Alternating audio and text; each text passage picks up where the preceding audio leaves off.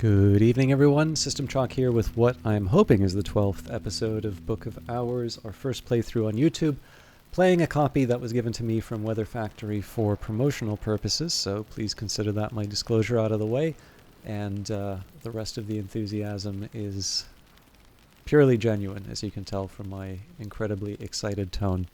I was left with a couple of dilemmas today in terms of what I wanted to do with my character, so I suppose now is the time for me to settle these matters.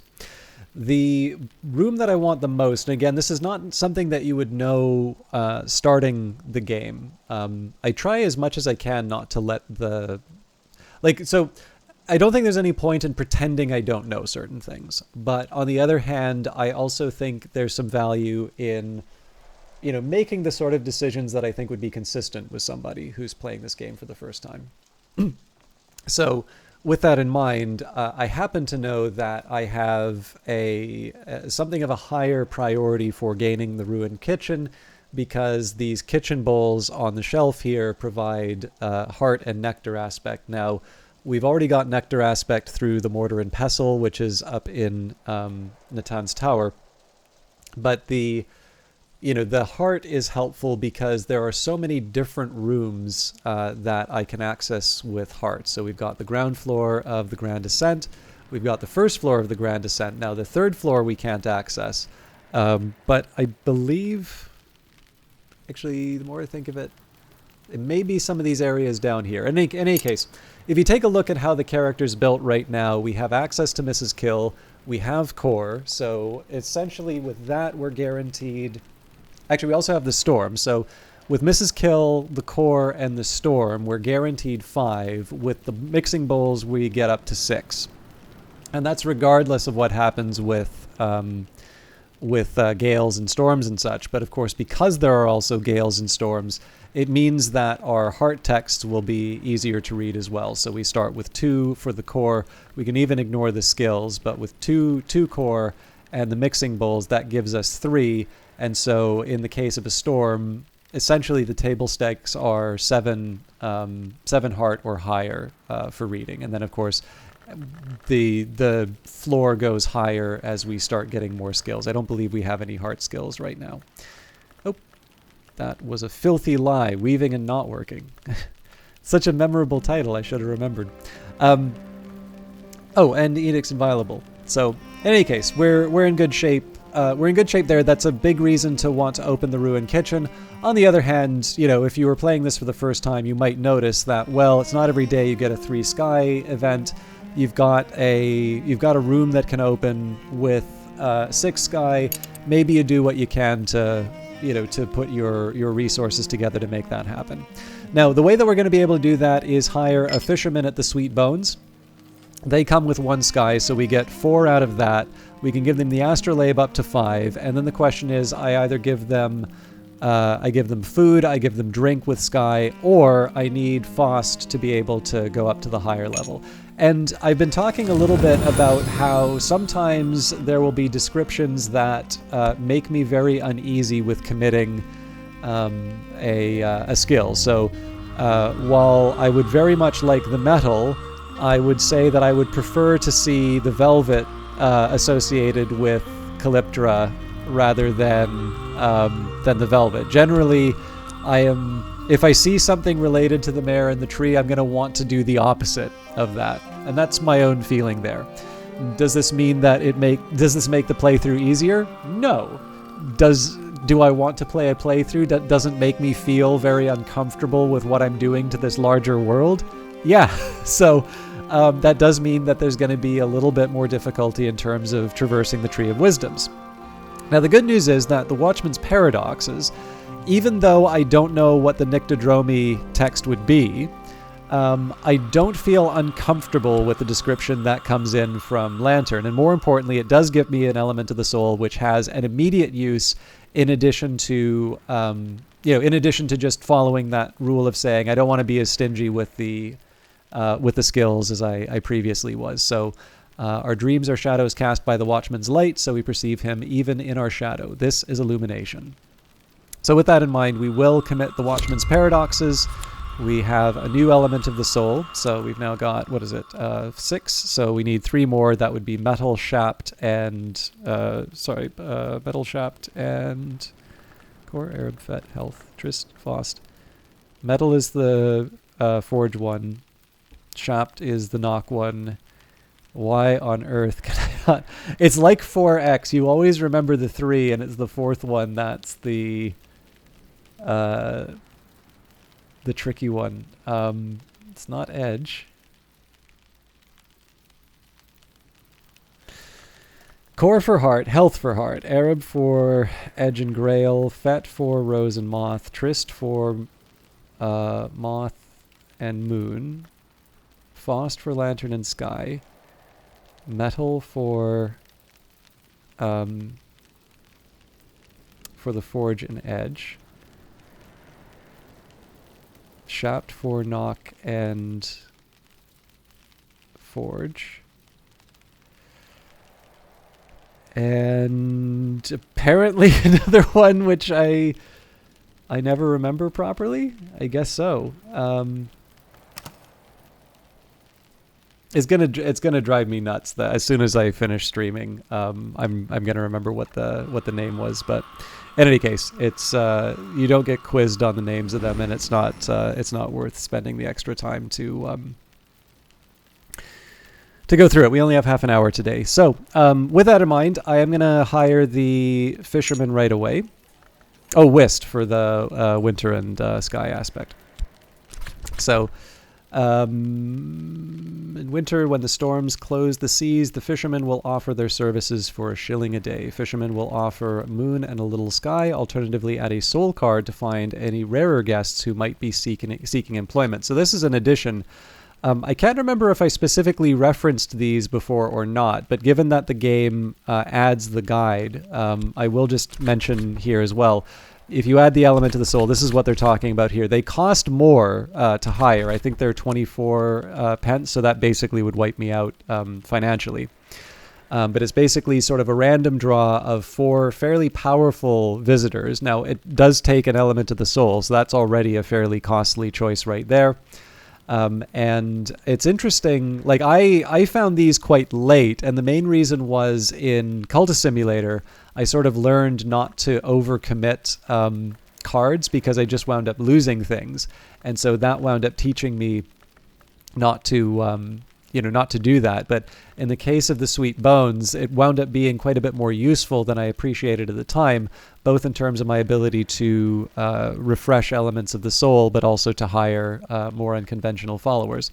On the other hand, that also brings me back to that earlier point that I made, which was sometimes being able to, not knowing everything right away, just gives you those opportunities to be delighted later on when you suddenly discover that. I notice another thing that happens a lot with people is they don't realize that they can reread books. And when people figure out that they can reread books, that, like, you can see, especially if they've got a video camera on, you can actually see their face light up. They're so much happier suddenly realizing that there's a whole other thing that they can do that they didn't know about before. So, I don't know, for me it's, this game, you don't get to keep Hush House at the end, you don't keep the pence, you don't keep the Spintra, there's absolutely no cost to not knowing something in the game. And the advantage of it is that as long as you are willing to put the effort in, you get the reward of discovery, which is, to me, one of the main reasons why this is a game worth playing and playing many times over. All right, fishermen in this part of the world have a reputation as smugglers and worse than smugglers. Those days are past, mostly, and mostly they just catch pilchards now, but they still remember the words spoken in silence to the moon and the sea. So we're going to start by talking about the weather. Actually, it is helpful to get an idea about what they can take. So elements of the soul, memory, tools, beverages, and sustenance. So there's nothing special that I could give them. It was the right call to pick the Fost. So talk about the weather, more useful than one might expect, especially in Britain. I don't think it would hurt to hold something aside for Mrs. Kill.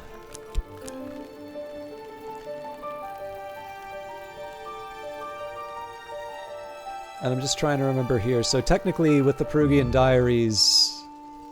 no, I just need a card. Okay, so this would be... Mrs. Kill is right here. Let's say this would be the Storm. Okay, so I'm going to use the FET and the Trist for cataloging and opening, and then depending on how the day goes, we may use these elements of the soul for other things. But let's start by cataloging a book with our Trist. So this book was probably written around the time of Hush House's baronial period, roughly the 1500s to 1700s. If I examine it, I can learn more about what knowledge it might contain.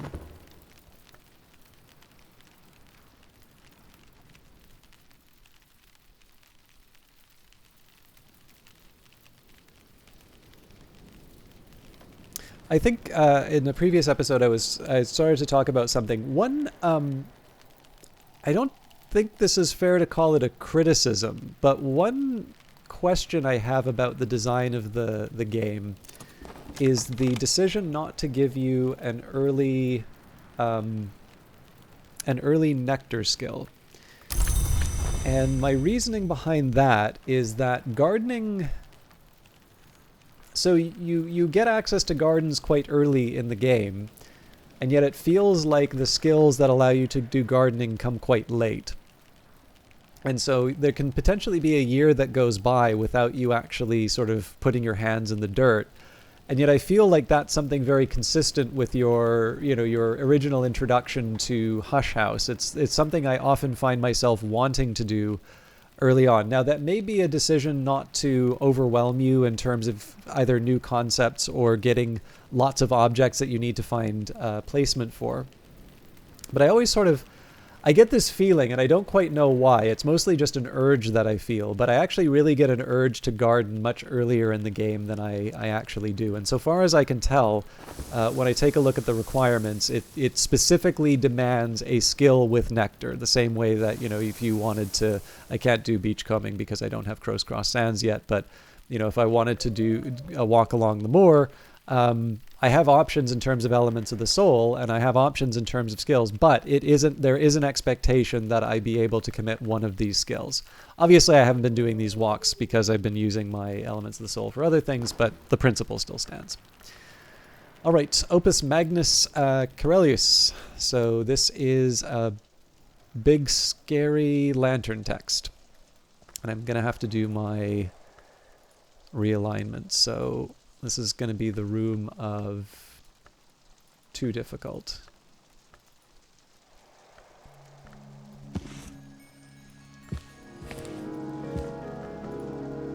Well, I say too difficult, specifically about languages that I don't understand.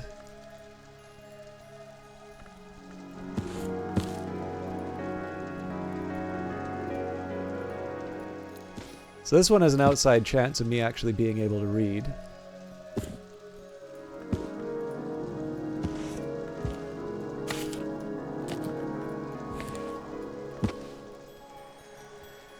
All right, that's a start.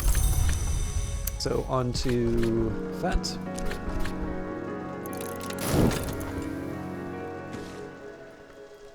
I think we still had a couple of nocturnal books to try. Yeah, they're in the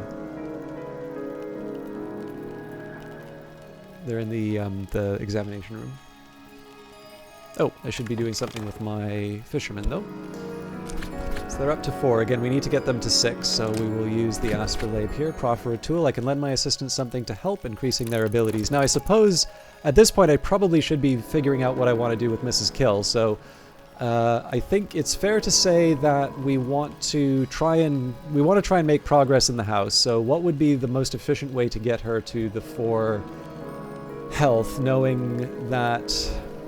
So the one option I have would be to use the core and the cake bowl. That would still take me down 2 elements of the soul, but the way I would get the other 2 heart would be from reading the text. The only other way would be to keep talking with Mrs. Kill and hope we get the memory. And I should do that because you never know, right? But yeah, we will grab her. I don't see any reason not to. So Mrs. Kill's mood always improves when I drop by. Right, now I have an idea of this book's nature and its contents. Deoris Book 1. 4 nectar is not a piece of cake for us because we don't know any nectar skills, but give it a rainy day and I can use my health and either the cake bowls or the mortar and pestle. So we will employ our health at the pale desk to catalog another book.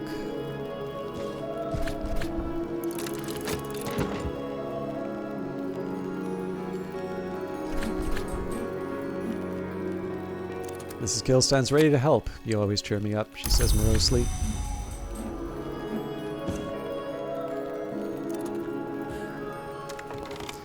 Okay.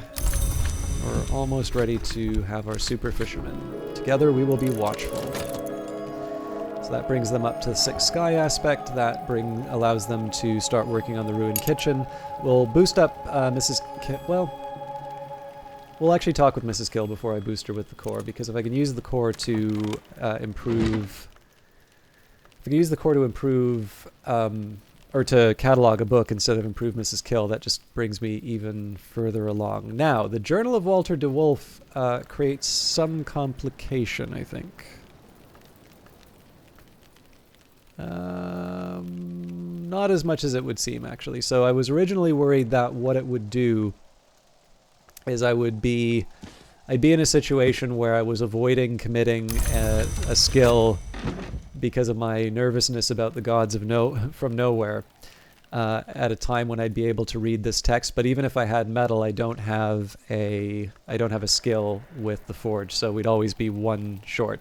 Now we can still try to read a book like that, but there's lots of other books that I can try and do that sort of reading with, so there's no rule saying that I have to do that particular one. So hopefully we'll find another way of getting metal, but we'll see how it turns out. Ruined kitchen. Finally signs of a fire, but it looks as if, fortunately, the chimney breast collapsed before it could spread too far. It can't be why the house was abandoned. In any case, the kitchen will need skilled labor to restore it to a usable state. So we will now have a chat with Mrs. Kill, and in this case we're avoiding the use of the core until we have a clear idea of what we can use.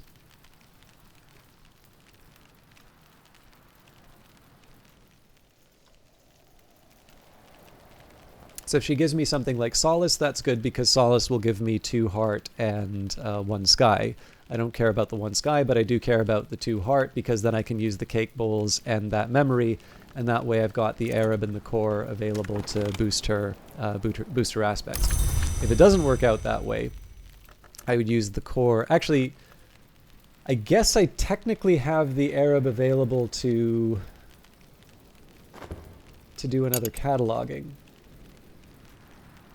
Alternatively, I can try and read the Peruvian diaries, but there's no rule saying that I have to do that right now. So I think I will do a catalog with the Arab when the time comes.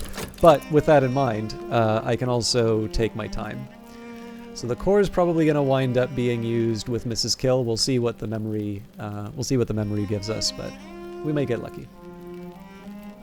Mrs. Kill has seen more of the world than she usually lets on. Conversations with her yield the occasional surprise.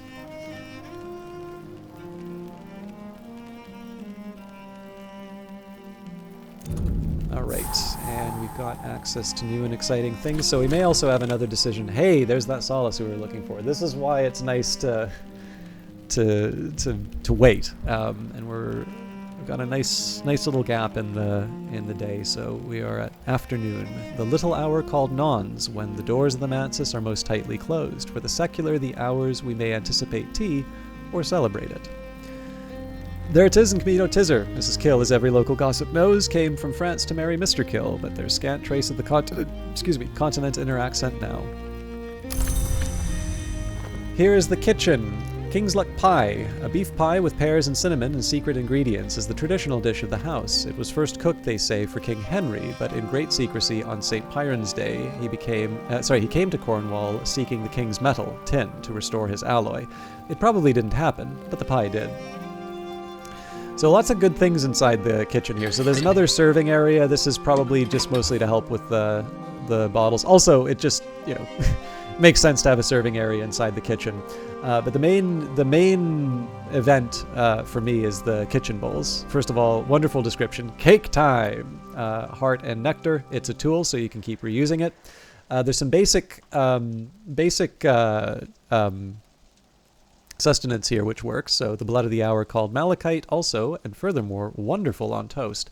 There's also a more intense honey, the cuckoo honey. The Blomberende were rogues and trickster heroes among the carapace kinds, ingenious, brave, prolific, untrustworthy. In Numa, their children might yet bring their gifts to ordinary hives. So my expectation here is that if you harvest honey in Numa, then you wind up with a three moth, 2 nectar, and 2 edge honey. But in any case, this is just another opportunity to give one extra element to.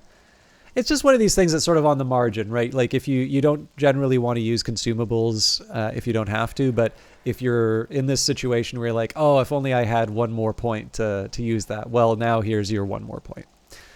We do finally have a pitcher of regular Isle water, so I'm never going to get over having to pour out the mist-kissed water. But there's a pitcher of water there, a bunch of grapes, so again, a quick hit of nectar. The eggs are interesting. So hen's egg, delicious when cooked, alarming when dropped. Lots of things that can happen with eggs in this game.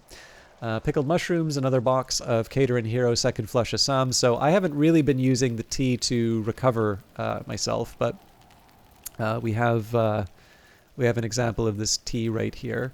Again, it's one of these things that's not, it doesn't really move the needle all that much, but there have been plenty of times when I've had, let's say 5 of an aspect and I want to move it up 1, and this is exactly the sort of thing that a beverage can help with. Also, the fact that it's a liquid can be helpful in certain types of crafting.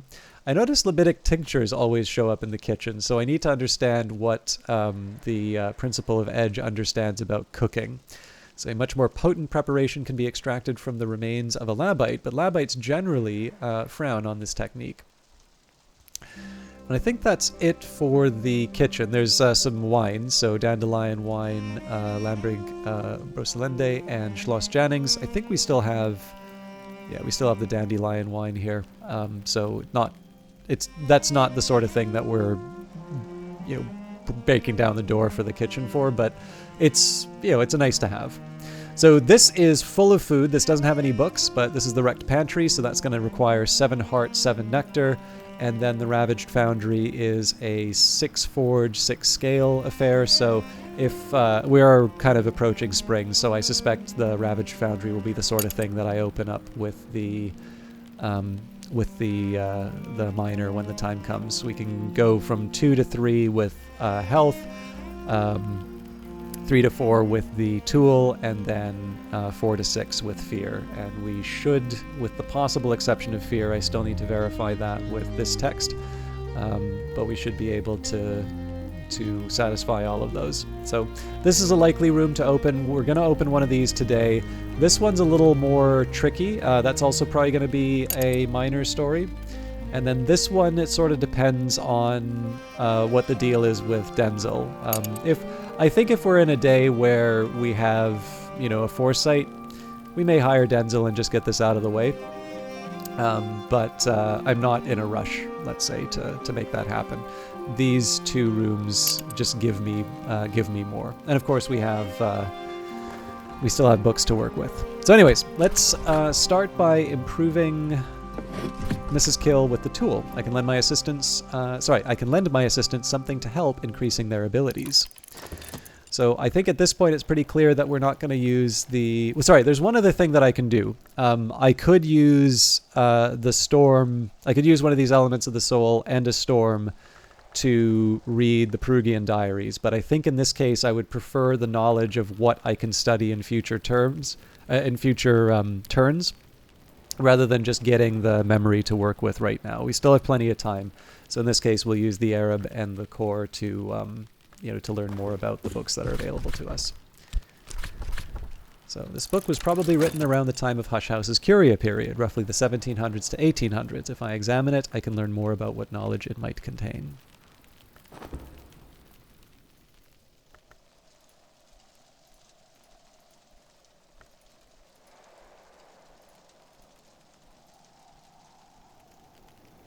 So I think the one thing that I don't have a really clear picture about how I'm gonna solve this is I seem to be short on whist. And just looking at how I've committed things to the Tree of Wisdoms, I'm not 100% sure that's going to be resolved anytime soon, but you never know. Okay, the Devoured Tantra, that should be a simple one for us, seeing as we already have the 5 from Desires and Dissolution, so that's always nice to know that we've got more books we can work with on our own time. This tool has boosted their aspects appropriately. It's always nice before committing the last element of the soul for the day. We need 4. We'll be getting the 4 from the memory. I can discuss memory with the assistant, so we will catalog one more book for today. Oops.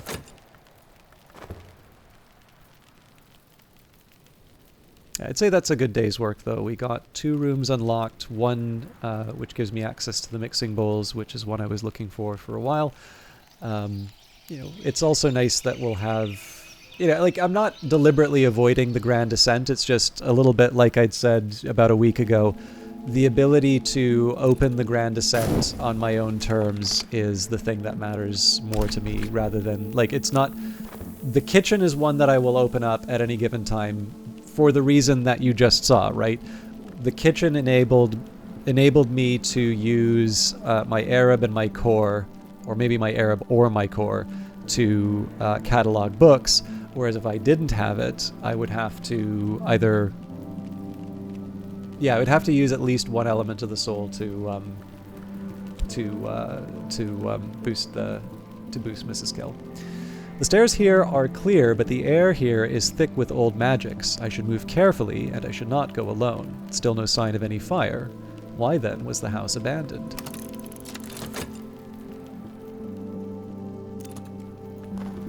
And we have the Wound Wounds, a history of 100 wars sewn into a design of metallic threads that pursues itself across every page.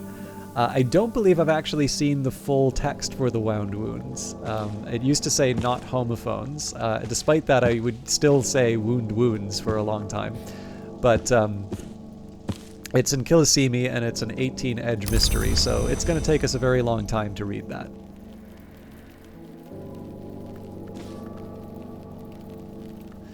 Now, books-wise, I think we're going to have a little bit of a drought. We do have spring coming up, which will allow us to open up these 2 rooms. I don't believe the forge has any books. This bedroom might, though. But yeah, if I'm moving up the Grand Ascent, I'm not expecting too much in terms of... Oh, this is nice. So we will be able to make things happen with Reverend Timothy. Also, I'm curious with our Rose. So if we can generate a gossip, our Fett and our Rose... Well, that gets us up to 4. So I would need to give Roast Kragan whiskey, and I'm starting to get a little short on that. So I have the option, but I think with Reverend Timothy we can... So Reverend Timothy starts with 2. We hit him with the Faust a second time, so that brings him up to 4. And at that point we can get him the Mirror Scope. Alternatively, I can give up another element of the soul. I can get the revelation from the Locksmith's Dream, Stolen Reflections, and we still get that fifth lantern. So I think we're in good shape one way or the other there. We'll see what the weather brings. I'll read the description of the Grand Descent, and then we will make our decisions for the day. So, the ground floor, the staircase that served as the spine of the house, Baron Walter's great project executed by the master mason Gregory Wheellock. Now, the utility of the stair isn't quite... well, I mean, it's a stair. I think its utility is obvious, but there is a special side of this. And this is actually... So there's the larger mystery of the game, but I will say, out of the things that this game offered, early on in the beta, this was the thing that really caught my attention and I was the most curious about, was the fact that's mentioned on the higher floors. By long tradition, each Baron Brandkrug had their image set in a niche in the Grand Ascent. Later, the Curia of the Isle continued the tradition for their librarians. So you can see here, there's 2 things that are just wonderful about this. So first of all, you've got like this isn't wonderful, this is normal. So first Baron Brandkrug, second Baron Brandkrug, so on and so forth. But the fun is that this is covered up. So here you can sort of see the 4th. So it's like, okay, 1st, 2nd, 3rd, 4th. I guess this would have to be 5th. So I guess there's the convention of like 4th to 5th, right? You carry that on And then you see 4th librarian, 5th librarian, 6th librarian, 8th librarian, 7th librarian. But part of the fun of this is that, like, some of these, it's a little ambiguous who might go there, and then when you think the matter's going to be settled by looking at the staircase, they very deliberately position things in such a way that it's actually hard to see what's going on. In any case, though, we have one candidate already, Hendrik de Wolf. Hendrik de Wolf, first Baron Brankrug, known for his pious, merciless justice, granted Brankrug Isle in 1536 after the dissolution of St. Brendan. So obviously he is the 3rd Baron Brankrug now. We put him in the 1st slot. So that one's kind of a gimme. Valentine, I believe, was... it says 6th, but that would be higher up here. We can start moving some of the busts to other areas. So we've got Walter de Wolf. We don't necessarily know where he... I mean, if you've played the game before, you may know where he goes already, but we'll move him off of his precarious spot on the shelf. And the main reason for that is it lets us stick more books in place. Okay. So I've got a few decisions to make here. First of all is, what do I do with Oriflammes? Oriflammes wants a tally price of 4 for... Callicite Supplication. So this is actually one we could read. It's in Greek. It has 8 grails, so we combine that with Desire's Dissolutions, an Arab, and our spice scales. Unfortunately, we only have a tally value of 2, so we just have to sort of paw at the window and ask for a discount. I don't really see a whole lot of value in hiring one of the fishermen. I mean, there's a side that says, well, we hire the fishermen and get them to open up the tidal flats. Maybe. I mean, we have a shilling, a 6pence, and a 3pence. So if I want to try and hire anyone else, I'm going to need to make some hard decisions there. But the question right now is, what do I do with the heart and the sky that comes from the gale?